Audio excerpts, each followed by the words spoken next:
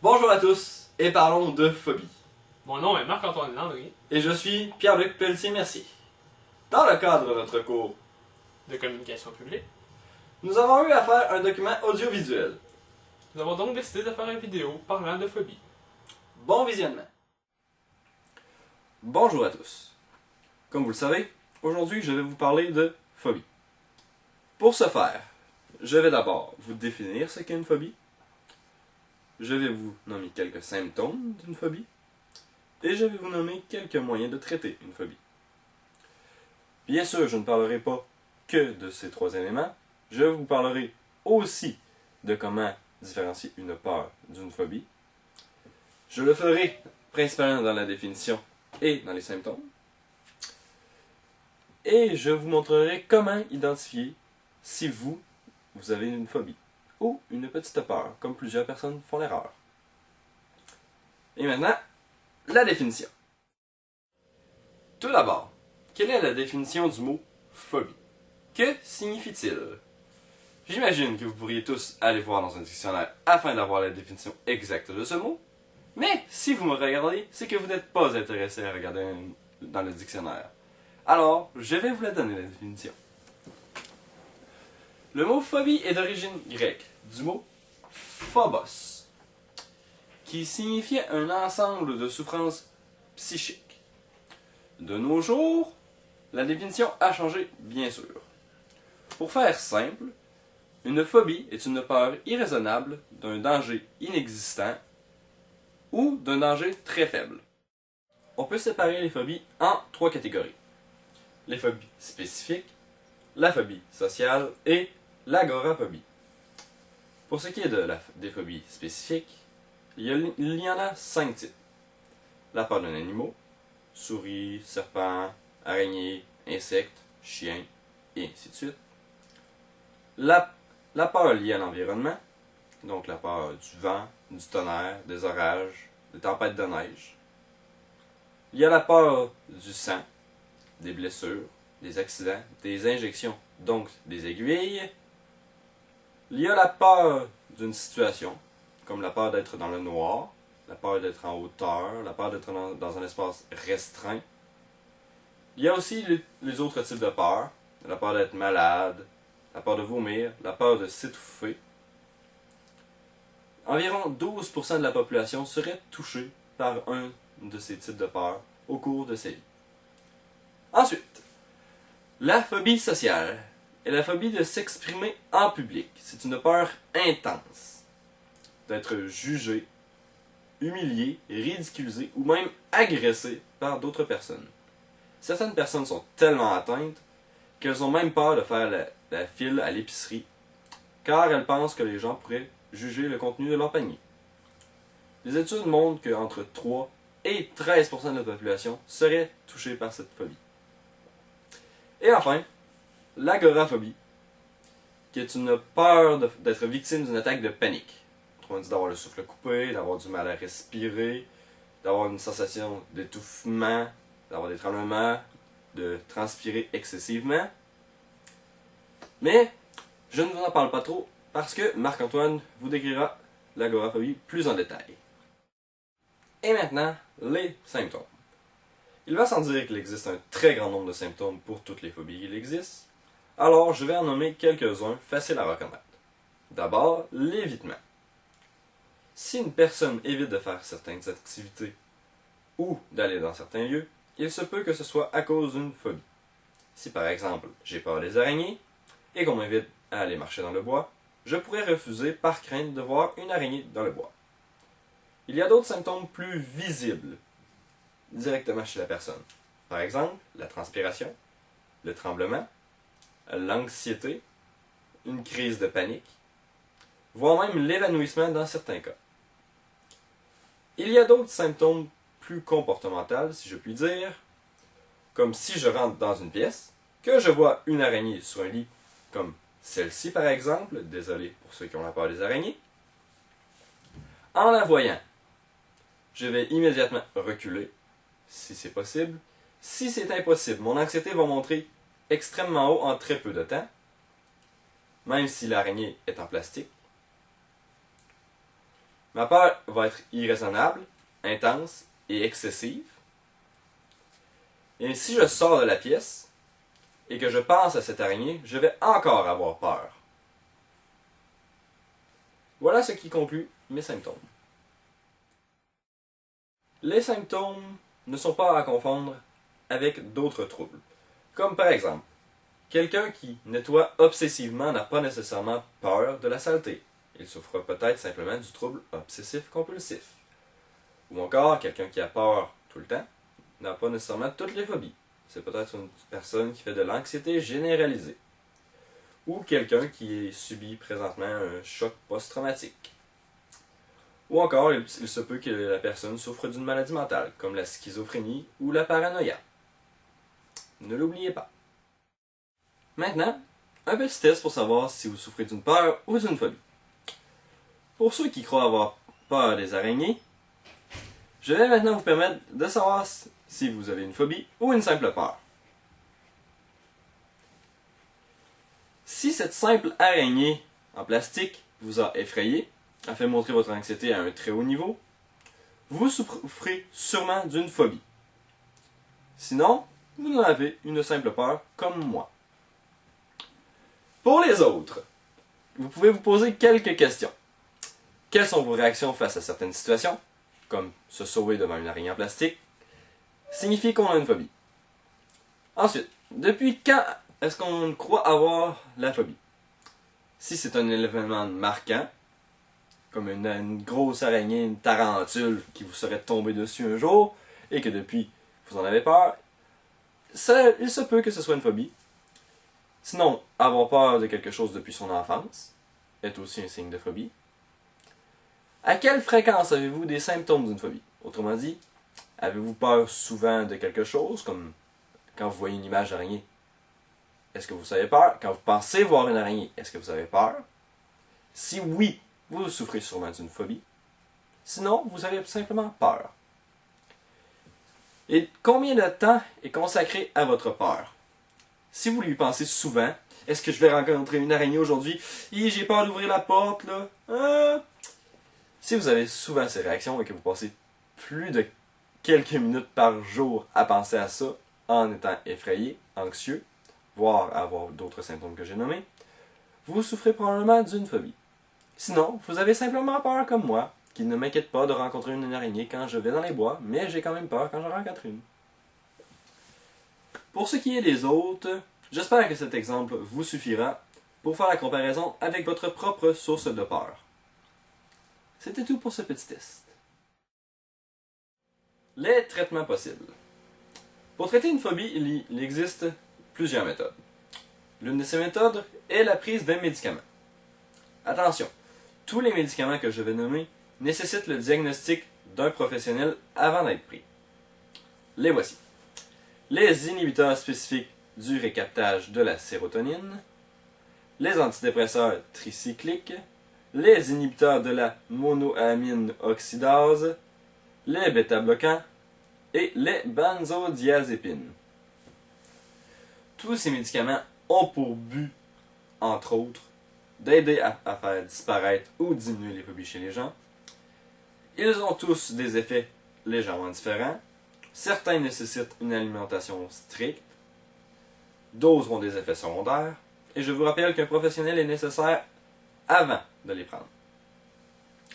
Ensuite, voici un petit traitement beaucoup plus accessible. Le traitement par exposition graduelle. Il consiste à s'exposer graduellement à l'élément de sa phobie. Comme par exemple, certains psychologues utilisent l'imagerie virtuelle pour aider leurs patients. Ils leur mettent un casque sur la tête qui les envoie dans un monde virtuel où ils peuvent s'exposer à leur phobie en toute sécurité. Une autre façon de s'exposer est de s'approcher de plus en plus de sa source de phobie. Sinon, une façon efficace de se débarrasser d'une phobie est d'en apprendre plus sur le sujet. Comme si vous avez peur des araignées, renseignez-vous sur les araignées et voir qu'elles ne sont pas dangereuses dans votre région pourrait vous rassurer et peut-être même faire disparaître votre phobie. Sinon, vous pouvez toujours essayer l'hypnose. C'est un traitement qui est très efficace pour certains, mais qui ne fonctionne pas sur d'autres. C'est tout pour ma partie. je vais laisser la parole à mon coéquipier Marc-Antoine, qui va vous parler de plusieurs phobies connues. Merci. Maintenant que Pierre-Luc a expliqué qu'est-ce qu'était une phobie, je vais maintenant vous parler de quelques phobies connues. Premièrement, je vais vous parler de la chloéphobie. La chloéphobie est la peur du noir. Elle est une peur très répandue chez les jeunes enfants et à un niveau spécifique chez les adultes. Moi-même, lorsque j'étais enfant, j'avais peur du noir. La peur du noir n'est habituellement pas une peur du noir en tant que tel, mais une peur des dangers possibles ou imaginés qui pourraient se retrouver dans le noir. Ou encore, la chloéphobie peut aussi être considérée comme la peur d'être aveugle. Un certain degré de peur du noir est naturellement observé lors de la phase de développement chez l'enfant. La plupart des analystes rapportent que la peur du noir se manifeste avant l'âge de 2 ans. Maintenant, je vais vous parler de l'acrophobie. L'acrophobie, du grec moderne akron, signifiant pic, sommet, hauteur, et phobos, signifiant peur, est une peur extrême et irrationnelle des hauteurs appartenant à un type de phobie spécifique. La plupart des individus font l'expérience d'une peur selon les hauteurs, spécialement s'il existe une petite ou aucune protection. Les acrophobes souffrent de peur et de panique lorsqu'ils sont en hauteur et veulent, d'une manière ou d'une autre, redescendre. Selon des statistiques, entre 2 et 5% de la population générale souffrirait d'acrophobie, et les femmes seraient 2 fois plus exposées que les hommes. Si l'acrophobie n'est pas une exagération passagère, l'appréhension n'est pas une phobie. Je vais maintenant vous présenter l'agoraphobie. L'agoraphobie, du grec agora, signifiant place publique, assemblée, et phobia, signifiant peur, est une névrose phobique correspondant à la peur des lieux publics, des espaces ouverts et ou de la foule. Cette phobie se manifeste par un sentiment d'insécurité dans les lieux publics ou les vastes espaces et par la peur de ne pas pouvoir s'échapper en cas de problème. Elle s'inscrit dans la catégorie des phobies de situation. Elle ne doit pas être confondue avec l'oclophobie, qui correspond à la peur de la foule, en tant que masse oppressive.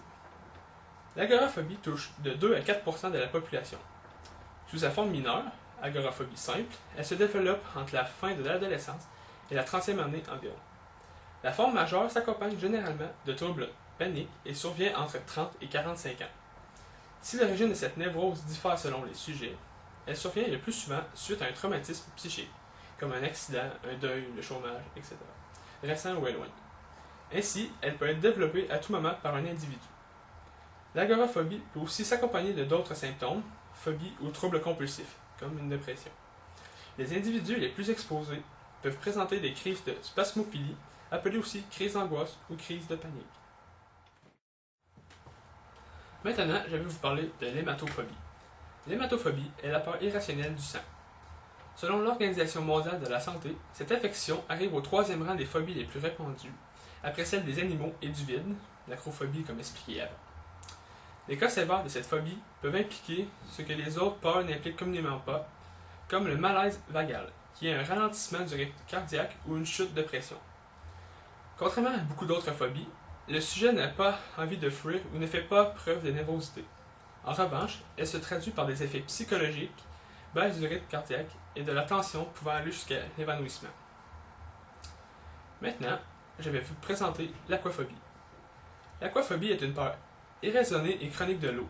L'aquaphobie est une phobie spécifique impliquant un niveau de peur au-delà du contrôle d'un individu ou qui interfère dans sa vie quotidienne. Les individus souffrent de différentes manières et peuvent en faire l'expérience même si ceux-ci savent que l'eau d'un océan, d'un lac ou même d'une baignoire n'expose aucun danger imminent. Ils peuvent aller jusqu'à éviter des loisirs comme faire du bateau, se baigner ou même de nager dans des eaux peu profondes même s'ils savent nager. Cette anxiété en général s'étend jusqu'à la peur de se faire mouiller ou éclabousser quand la personne ne s'y attend pas, ou encore de se faire pousser ou jeter dans l'eau. Pour finir sur les phobies connues, il en existe plusieurs autres phobies connues que je n'ai pas parlé, comme la zoophobie, qui est la peur des animaux. Elle englobe par exemple la peur des araignées, que beaucoup de gens ont, des insectes et des serpents. Aussi il y a l'astrophobie, qui est la peur du tonnerre et de la lumière. L'homophobie, que tout le monde connaît bien, qui est la peur, la haine ou l'aversion contre les personnes homosexuelles. La thanatophobie, qui est la peur de la mort. La claustrophobie, qui est la peur des espaces confinés et de l'enfermement. L'aviophobie, la peur des avions, et plein d'autres, car n'importe quoi peut être une phobie pour certains individus. Maintenant que je vous ai expliqué ce qu'était une phobie, Et que je vous ai parlé de quelques phobies connues, nous allons vous présenter un petit film humoristique. ce film est une parodie de plusieurs phobies inconnues, voire loufoques. Ne vous sentez pas offensé si vous êtes atteint de ces phobies.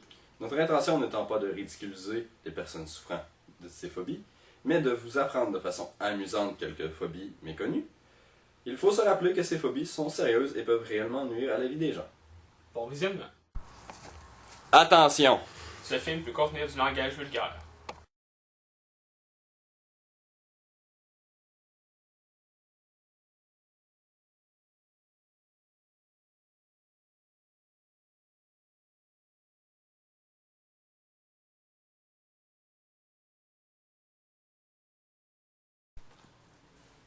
Bon, on est quelle date aujourd'hui? Oh non. Oh non. Vendredi 13. Qu'est-ce que je vais faire? Je le sens pas.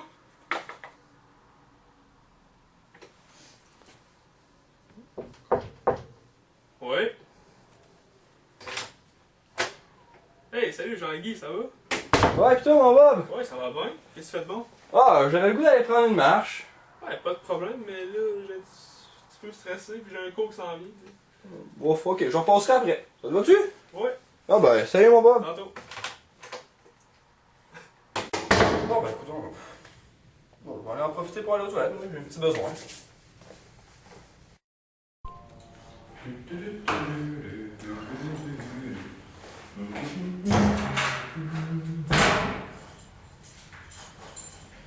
Ah, vas-y. Ah.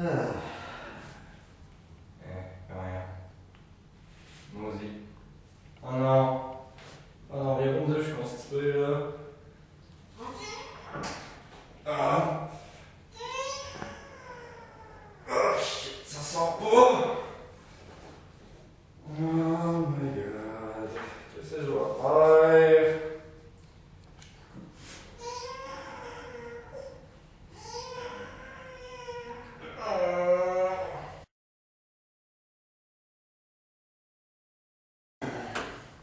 Et maudite apopatodiapulatophobie. Même plus aller aux toilettes en paix. Ouais, au moins. Une chance, Bob est pas là. Lui pis son hippopoto monstrose qui pédalio phobie. Il aurait paniqué solide avec cette part des longs mots. Ah ouais? Hey, Jean-Guy! Comment ça va, Bob? Hey, faut que je commande de quoi que j'ai gagné dans mon cours. Ah ouais? Une belle poupée de clown. Ah si, c'est vrai. J'avais oublié qu'il y avait la peur des clowns, la coulrophobie, et la peur des poupées, la pédiophobie. Ouais.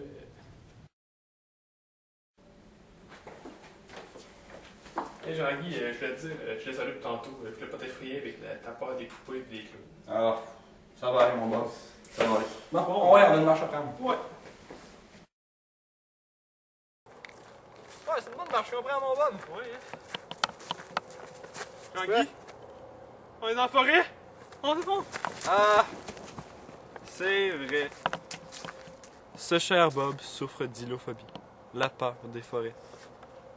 Bob, attends-moi!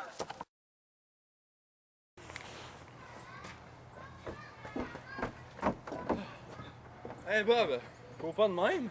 Désolé, mais regarde la belle vue qu'on a. C'est parce que c'est haut, là! Quel vertige? Oui, j'aime pas les hauteurs, moi, là, j'ai peur. On va y aller, on s'en va.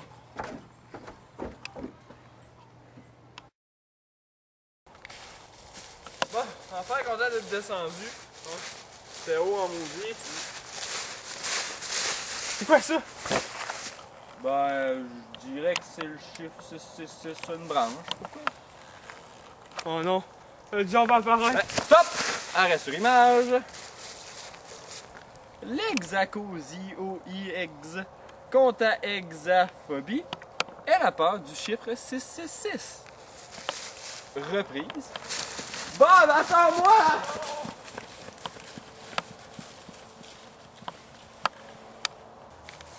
Bob! Bob, attends!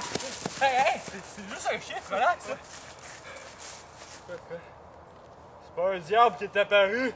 C'est un fantôme!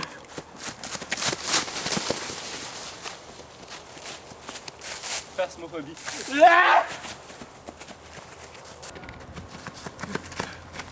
Enfin, je suis sorti de la forêt. Ouais, faut qu'on sorte de cette quelque chose de dessus. Oh mon dieu! Un poulet! J'ai peur des poulets!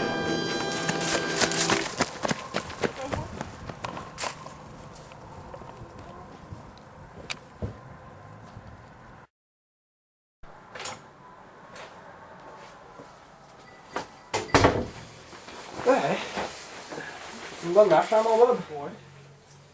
Hey, nous deux, là, on a peur d'un paquet d'affaires. Mais au moins, on n'a pas peur de toute la pantophobie. Mais même si on a un méchant paquet de phobies, on n'a pas peur d'avoir peur. La phobophobie. Ouais. Ouais, ça a été une bonne journée. Une journée effrayante, mais on avait du fun. Ouais. Ouais. Moi, je vais faire un bout, mon Bob. Bonne chance. Ouais, merci bien, mon vieux. Bon, ben, salut. Salut. À la prochaine. Bon, ben, c'est fini, notre projet sur les phobies. La journée de tournage est terminée. On voulait vous dire un petit au revoir relax dans notre cuisine. Ça a été une grosse journée quand même. Ouais, on a parlé de plusieurs phobies. On a parlé de l'hylophobie, la peur des forêts, l'acrophobie, la peur des hauteurs. On a aussi parlé de la peur des poupées et des clowns. On a aussi parlé de la peur des longs mots. Il y en a pas une qu'on avait oublié? Ouais, je pense qu'il nous manque la phobie des... T'as peu, c'est quoi ça? Hey, c'est des loups, man! Non, pas dans ma cuisine, je viens de tirer le parquet là, pis je viens que des bas! Ils poursuivent! La lupinophobie, la peur d'être poursuivi par des loups sur un parquet fraîchement assuré d'une cuisine en n'apportant que des chaussettes. C'est fini! Bon bloopers! On est quelle date aujourd'hui? Oh non. Oh non. Je suis pas capable. Je le sens pas là. C'est parce que t'as oublié de dire la date, Guillaume. Pelletier, merci. Dans le cadre. Dans la carte, c'est ça. Bon, on va couper cette partie-là. Juste le début, ok? Non. Sinon, il y a aussi les symptômes.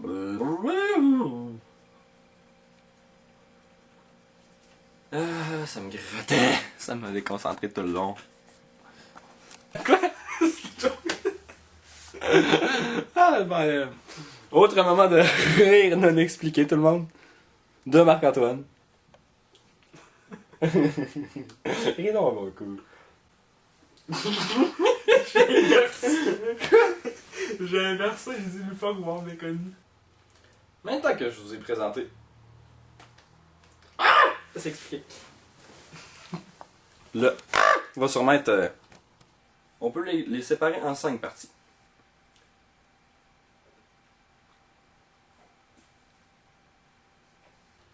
La caméra est croche.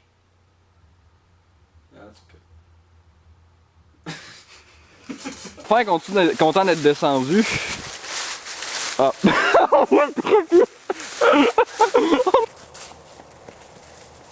Le mot phobie est d'origine grecque. Le mot phobos. Oups, on dirait bien que j'ai mis un S au lieu d'un B. Bloopers.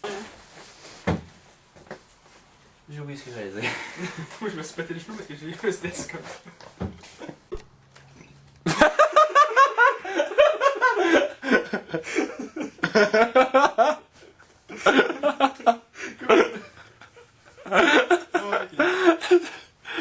Bloopers. Ça c'est un blooper. Voici notre fantôme qui se cache. Tu pourrais commencer que je De l'arbre là. Ok. Fait que là il va arriver ici là. C'est là les poc poc poc poc poc poc là. Bien, tout le monde comprend? Ben parfait ça. Ça tourne-tu? Bon ben ça va derrière le montage ça. Derrière le montage. La scène. Ok, Vous me comprenez. c'est notre Je première... suis pas capable de l'arrêter. Non, mais sérieux, tu me rajoutes de la job.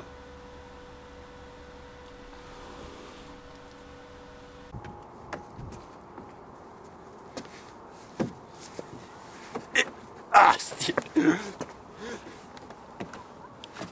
Quoi? dans la forêt. Trop loin. Je me rendais pas au carton.